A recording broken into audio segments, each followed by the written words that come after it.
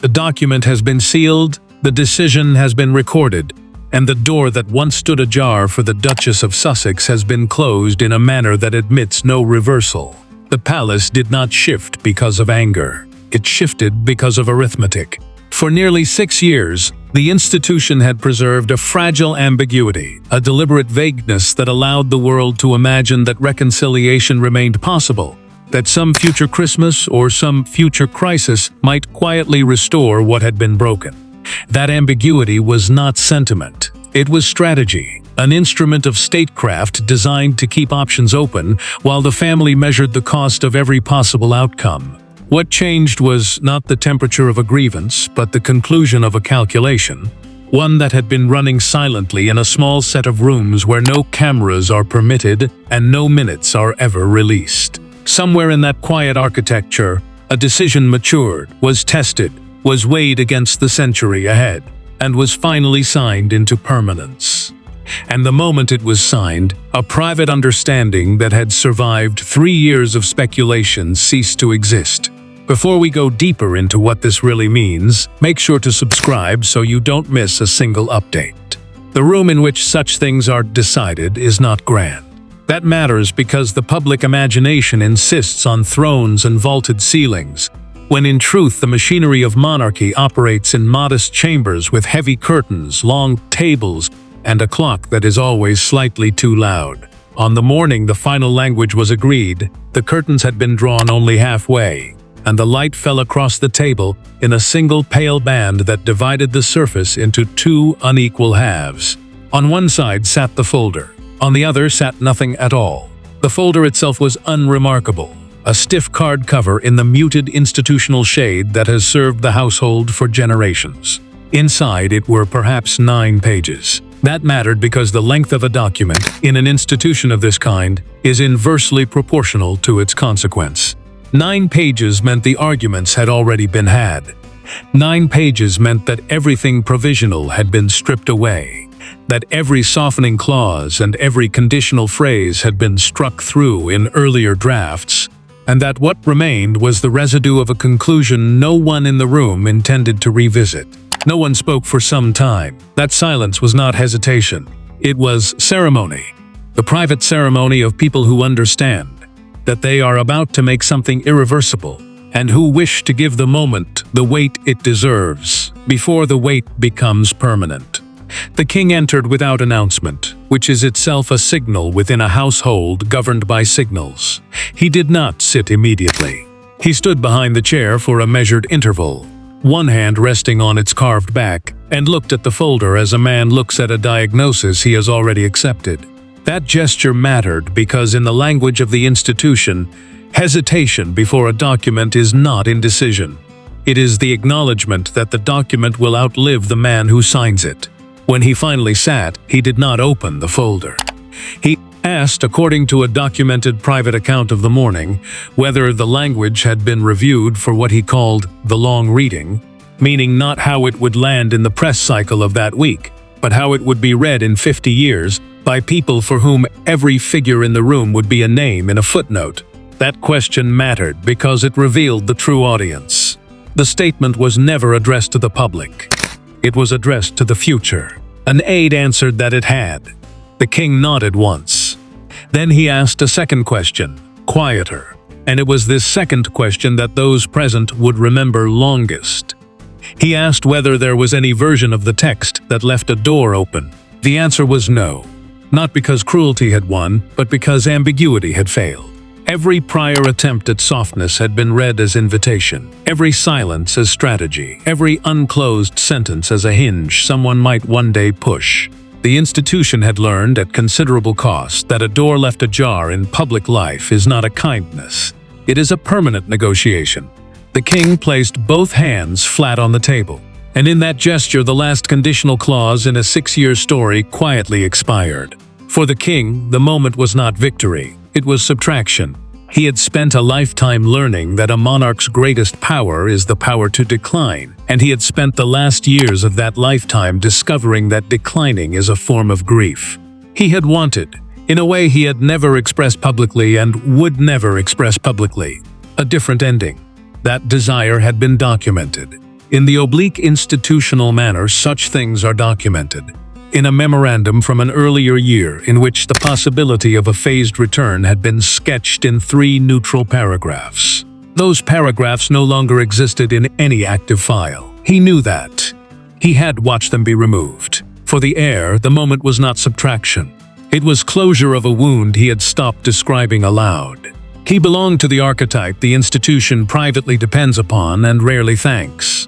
The reluctant successor, the man who did not choose the burden and who has organized his entire adult character around carrying it without complaint. His reaction, according to those who observed it, was almost invisible.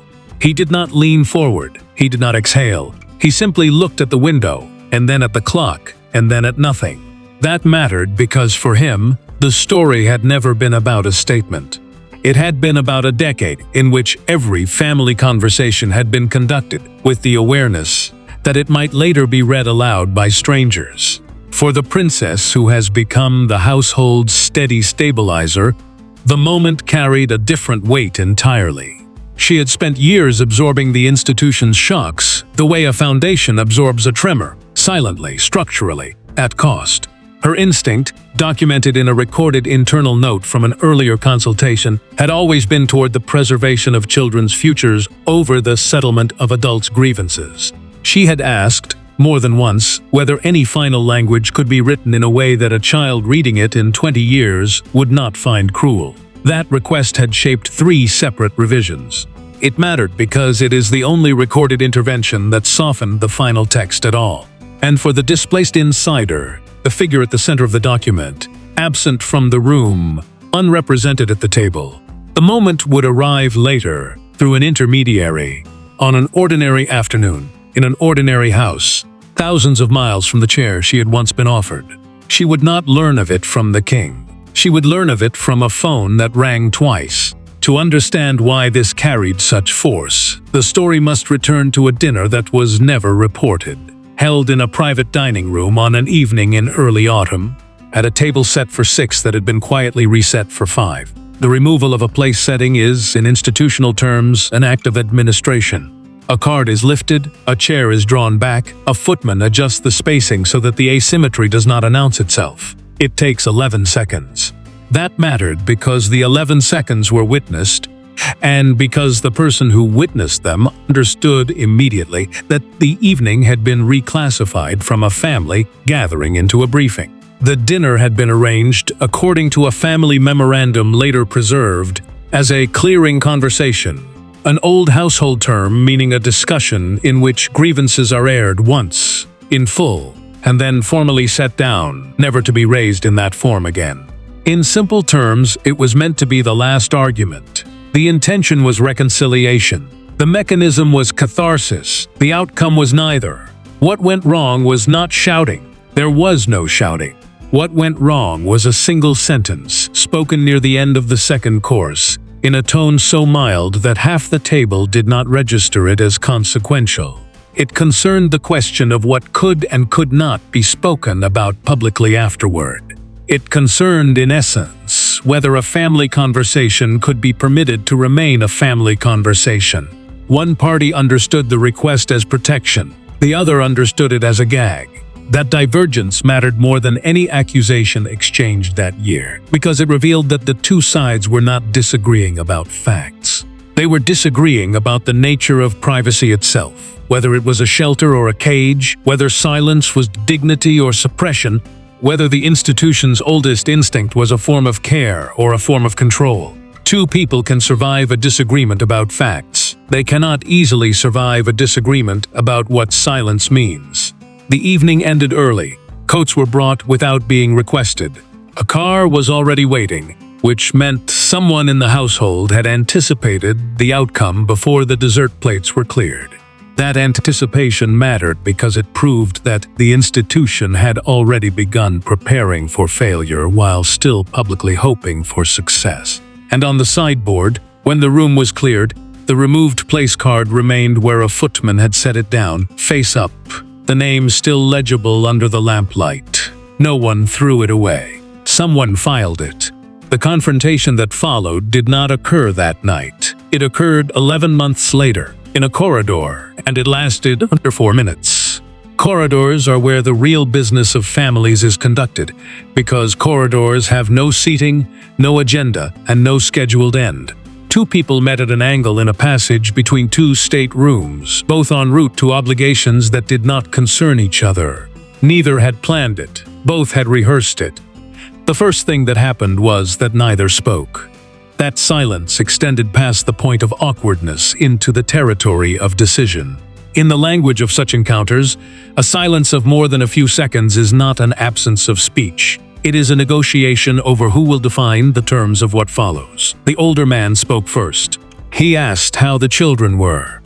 That question mattered because it was the only subject on which both parties remained unconditionally honest, and because it was also the only subject that could not be weaponized in any subsequent account. The younger answered briefly. There was a pause. And then the older man asked a second question, one that had never been asked directly in 6 years of intermediaries, lawyers, and carefully worded correspondence. He asked whether either of them still believed the relationship could be repaired. According to a documented private account, the younger man did not answer for a long moment.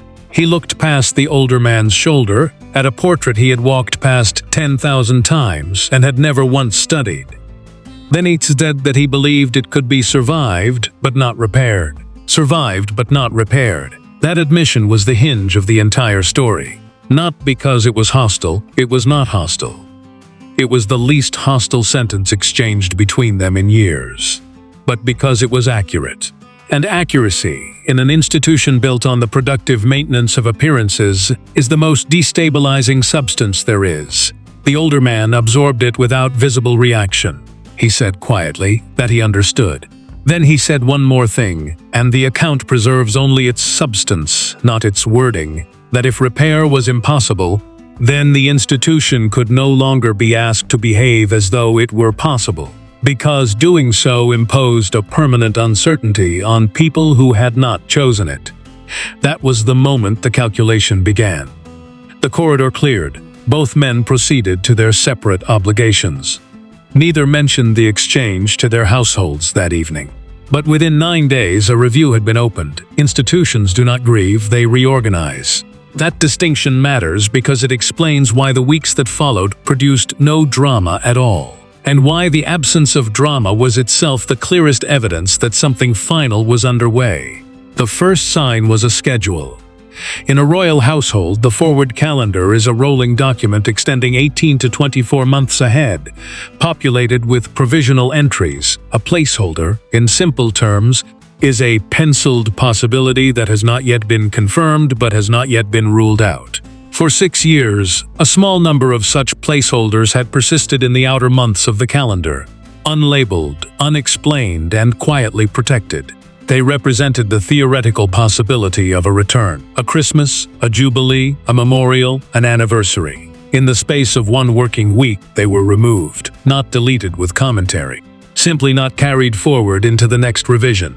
The second sign was a set of boxes. Storage in an institution of this age is not casual. Every object has a designation, and every designation implies a future. Items held in what is informally called active retention are items expected to be used again. Items transferred to archival storage are items that have completed their function. Over the course of a fortnight, a modest quantity of material, correspondence files, protocol notes, wardrobe records, seating archives was reclassified from active to archival. That reclassification mattered because it is irreversible without an executive instruction. In plain terms, someone would now have to formally order the past to be brought back before it could be used again. The third sign was a chair. In one of the household's working rooms, a chair had been kept against the wall for years, unremarked, unassigned, but never removed. It had no formal status. It simply had a history. During the same fortnight, it was taken away for repair, and it was not returned. No one commented. No one needed to. And in a small office on an upper floor, a clerk closed a file that had been open since the spring of a year that now felt like another century, wrote a single line on the cover sheet, and placed it on the outgoing trolley. The trolley moved. The story turned. What made the situation irreversible was not the review. It was the second jolt, which arrived from an entirely unexpected direction, and which no one in the household had modeled. An external development, a legal, commercial, and reputational matter unfolding on another continent, entirely outside the institution's control, created a scenario in which the ambiguity that had been so carefully preserved became actively dangerous. That mattered because ambiguity is only cost-free when the world is calm. The instant a contested public event occurs, every unresolved question becomes a lever, and every lever becomes an opportunity for someone with an interest in pulling it. Advisors presented the analysis in the flat, unemotional register that such documents require. The core finding was simple. As long as the possibility of reconciliation remained officially unresolved, every future controversy, every future interview, every future publication would generate the same cycle of speculation, and every cycle would compel the institution either to comment or to conspicuously decline to comment. In both cases, the institution would be drawn into a narrative it did not author and could not conclude. The recommendation was correspondingly simple: resolve the ambiguity. Once, permanently, in language that cannot be reinterpreted. The king is understood to have asked whether there was a version of resolution that preserved warmth. He was told there was. He was also told that warmth would be read as an opening, and that an opening would restart the cycle within a season. He asked for the assessment in writing. It came back in 4 paragraphs. He read it twice. Then he set it down, walked to the window, and stood there for what those present described as an uncomfortably long interval. That interval mattered because it was the last moment in which the outcome could have gone another way. When he turned around, he asked for the final draft to be prepared. Not the statement the world would read. Not the careful public sentences, weighed for tone and stripped of accusation. What came first was a private communication, and it was here that titles were set aside entirely. It was, according to a documented private account, brief. It did not use honorifics. It did not reference constitutional considerations, precedent, or the standing of the crown. It was written by a father in his late 70s who had spent his entire life inside a system that does not permit its members to say the ordinary things at the ordinary time. It said, in substance, that he had hoped for something else. It said that he did not believe either party had acted from malice, only from wounds that had been allowed to set improperly, the way a bone sets crooked when no one is willing to break it again to fix it. It said that a family can forgive almost anything, except the requirement to keep performing a reconciliation that has not occurred. And it said one thing more, the line that those who saw the draft found hardest to read, that he was making this decision now, at this age, precisely so that no one else would have to make it later. That mattered because it reframed the entire act. This was not an expulsion. It was an inheritance being cleaned. There is no record of a reply, and the absence of a record is not evidence of absence. Some correspondence in that household is deliberately never filed. But on the other side of the world, in a house with wide windows and a long lawn, a woman read a communication on an ordinary afternoon and then sat for some time without moving. Her reaction has not been documented, and it will not be invented here. What is known is that she did not respond that day. What is known is that a scheduled call was postponed. What is known is that the house was quiet. Whatever passed through her mind in that interval belongs to her. The public phase moved with the speed that private phases never do. Word reached the press within hours, which, in an institution of this size, is not a leak so much as a hydraulic inevitability. By early evening, the first crowds had begun to gather at the gates, not in numbers that would suggest crisis, but in the slow, uncertain drift of people who feel they should be somewhere without knowing precisely why. They stood against the railings in the fading light. Some had brought flowers, which was strange, because nobody had died. Others had brought nothing and simply looked through the bars at a building that had, once again, decided something on their behalf without asking them. A woman in her 60s, interviewed by a broadcaster at the perimeter, was asked what she made of it. She began to answer, stopped, and then said that she had 2 daughters who had not spoken in 9 years, and that she had always assumed there would be time. She said she was not crying about the royal family. She said she was crying about the time. The broadcaster did not follow up. That restraint mattered because it was the moment the coverage shifted from institutional analysis to something closer to recognition. By morning, one front page carried 4 words across the full width. In the largest type the paper had said in a decade, "The door is shut." Another chose a single line beneath a photograph of a closed gate. "No way back." A senior broadcaster, opening the evening bulletin, framed it in a sentence that would be quoted for weeks, that the monarchy had not punished anyone, it had simply stopped pretending. Commentary divided immediately and predictably. Some argued the decision was overdue, a necessary act of institutional hygiene. Others argued it was a failure of exactly the quality monarchy is supposed to embody: endurance beyond reason, forgiveness beyond deserving. Both readings were defensible, neither was complete, because the story was never really about welcome or exclusion. It was about the exhaustion of ambiguity. Consider what remains. A folder, 9 pages, now closed and archived, its contents unlikely to be read in full by anyone living for many decades.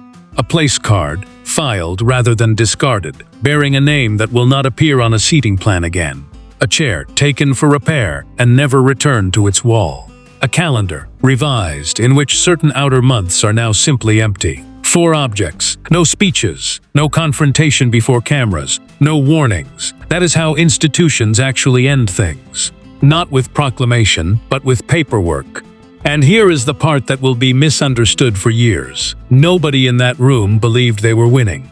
The king did not experience the signing as triumph. He experienced it as the closing of a possibility he had personally protected longer than anyone else, against advice, at reputational cost, for reasons he never publicly explained. The heir did not experience it as vindication. He experienced it as the confirmation of something he had already privately accepted and had stopped hoping to reverse. The stabilizer did not experience it as resolution. She experienced it as a document that children would one day read, and she had spent 3 revisions trying to make sure it would not wound them when they did. And the woman at the center of it, absent from every room in which it was decided, experienced it as the end of an argument she had never been permitted to make in the only forum that would have mattered.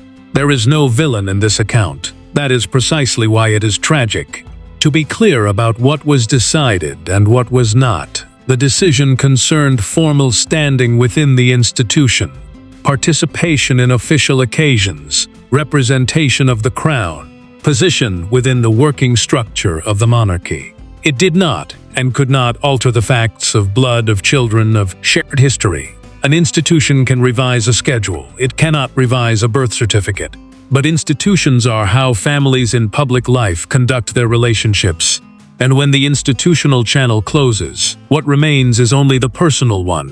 And the personal one, in this case, has been silent for a very long time. The last person to leave the room that morning was not the king. It was an aide who returned some minutes later for a pen that had been left behind, and who found the room exactly as it had been, save that the folder was gone and the curtains had been drawn fully closed. He stood there briefly. He would later describe the quality of that silence as unlike any other in his years of service. Not the silence of an empty room, but the silence of a room in which something has just finished. Then he switched off the light and pulled the door to. It did not slam. Doors of that weight never do. They close with a low, soft, final sound, the sound of a mechanism completing its purpose, and then the corridor is quiet again and the building carries on as it has for 300 years. That sound was the whole story. What happens next is already visible to anyone willing to read the machinery. The forward calendar will fill. The archived boxes will settle. New names will appear on new place cards, and in 10 years a generation will grow up for whom this was simply the arrangement that always existed, requiring no explanation. Institutions do not heal. They absorb, they reorganize, and they continue, and the continuing is itself the point. But somewhere in an archive that the public will not see for a very long time, there is a file containing 9 pages, a memorandum drafted in a different year proposing a phased return, a place card bearing a name, and a 4-paragraph assessment that concluded ambiguity had become a liability. Whoever opens that file in the next century will find a story that the present generation was told only in fragments. They will find that the palace did not shut a door out of anger. They will find that it shut a door because it had run out of ways to keep one open honestly. They will find that a man in his late 70s chose to absorb the cost of a decision so that his son would not have to make it in grief, in haste, and under the pressure of a funeral. And they will find that everyone involved believed they were protecting someone. The king gave the institution finality. The heir gave it endurance. The stabilizer gave it grace. The woman at the center of it gave it, whether intended or not, the thing it had avoided for a century. An honest accounting of what it costs to belong to a family that is also a constitution. 4 people, 4 burdens, 1 door. And in the end, the most consequential thing said in 6 years was not said in an interview, was not printed on a front page, was not delivered from a podium or through a spokesman. It was 6 words spoken in a corridor by a man who had stopped performing hope, survived but not repaired. Everything else was administration. Thanks for watching. Please don't forget to like and subscribe, and we will see you in next.